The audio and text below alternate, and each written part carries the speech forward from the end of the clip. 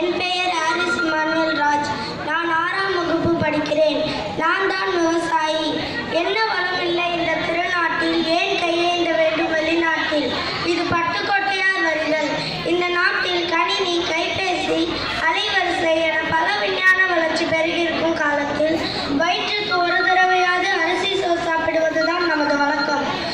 சில தமிழ்வாசிகள் வெளி மாநிலத்திலோ அல்லது வெளிநாட்டிற்கோ சென்று மீண்டும் தமிழகத்துக்கு வந்திறங்கி கூறும் முதல் வார்த்தை, இப்படி ஒரு சாப்பாடு சாப்பிட்டு எவ்வளவு நாள் ஆனது என்பதே. அப்படிப்பட்ட சாப்பாட்டை விளைவிக்கும் பெருமை அனைத்தும் என்னை போன்ற விவசாயிக்கே உரியது. இன்று கூகுள் கண்டுபிடித்தவர், கணினி கண்டுபிடித்தவர் என பலரை பாராட்டுகிறோம். ஆனால் நம் வாழ்வாதாரமாகிய உணவை தயாரிக்கும் விவசாயிகளை மறந்து விடுகிறோம். எனவே விவசாயிகளை காப்போம், விவசாயத்தை வளர்ப்போம். நன்றி, வணக்கம்.